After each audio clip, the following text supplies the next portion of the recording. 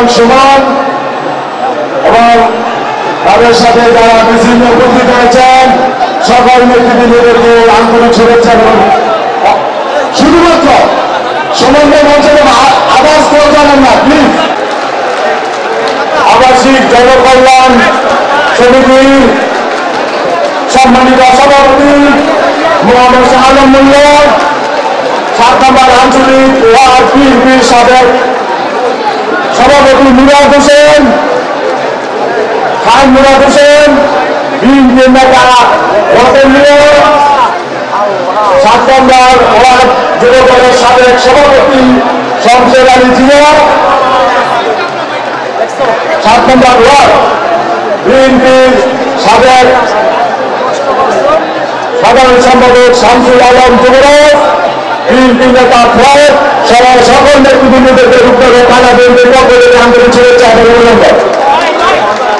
বিরল বিএনপির ইতিহাসে এমন কোনো ঘটনা নাই।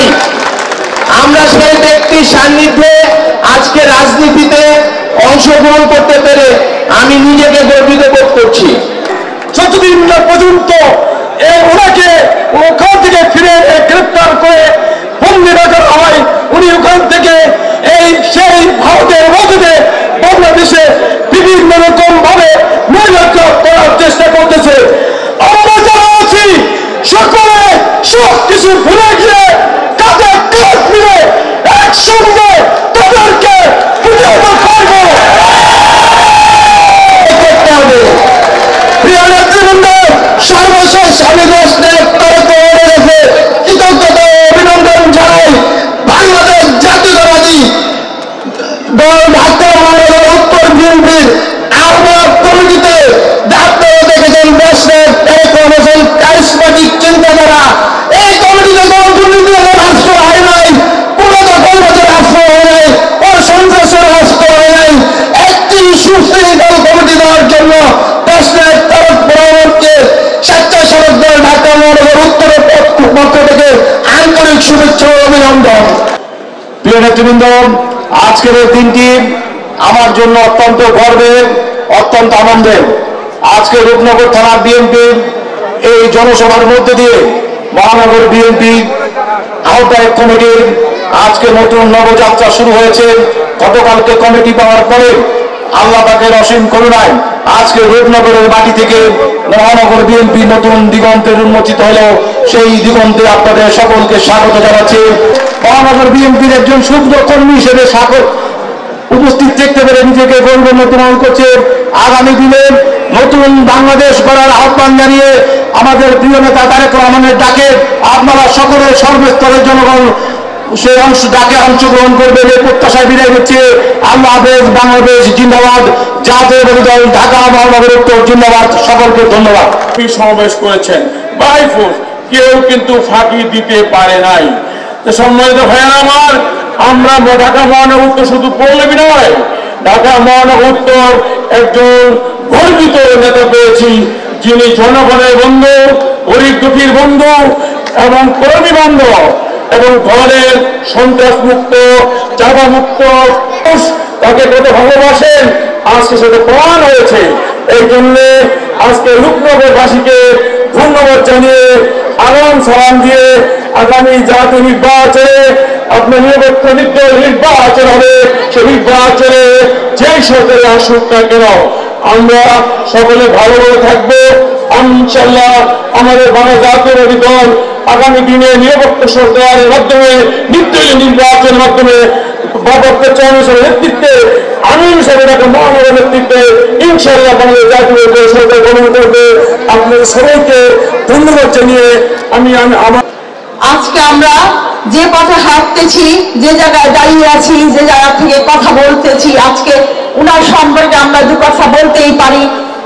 এমন কোন ইতিহাস নেই যেখানে উনি পরীক্ষায় উত্তীর্ণ হয়নি। প্রত্যেকটা বারেই তিনি দুইবার সদস্য সচিব এবং আজকে আহ্বায়ক হয়েছেন।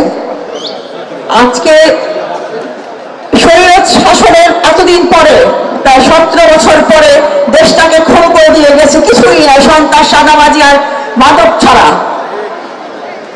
দেশনেত্রী খালেদা জিয়া মাধ্যমে আমরা সব সময় এই দেশে যখনই কোনো দুর্যোগ আসছে এই বিএনপি সেই দুর্যোগের মোকাবিলা করে এই দুর্যোগকে বিতাড়িত করে একটি সুন্দর দেশ করার প্রতিশ্রুতি রক্ষা করেছেন। আমরা হাতিয়ার সৈন্য তৈরি করেছে, সৈনিকের মধ্যে সর্বোচ্চ সৈন্য হচ্ছে আমাদের আবুল হক সাহেব, যার হাত ধরে আমরা ইনশাআল্লাহ এই মিরপুর শুধু পল্লবী রূপনগর না পুরা মিরপুর সহ বাংলাদেশের সমস্ত জঞ্জাট আমরা দূর করব ইনশাআল্লাহ। বিএনপির ভারপ্রাপ্ত চেয়ারম্যান জনাব তারেক রহমানের নেতৃত্বে অত্যন্ত সুসংগঠিত, ঐক্যবদ্ধ এবং উজ্জীবিত।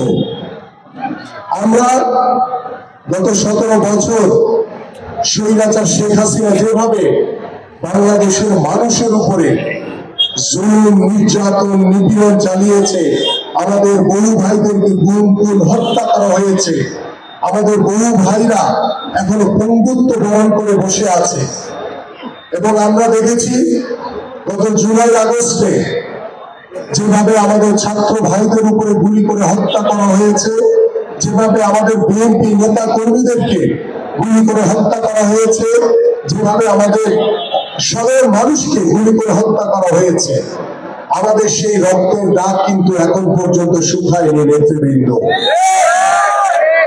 এখনো যারা আওয়ামী লীগের বিভিন্ন জায়গায় প্রেতাত্মারা আনাচে কানাচে ঘুরে বেড়াচ্ছেন, তাদেরকে আইনের আওতায় এনে বিচার করা হোক।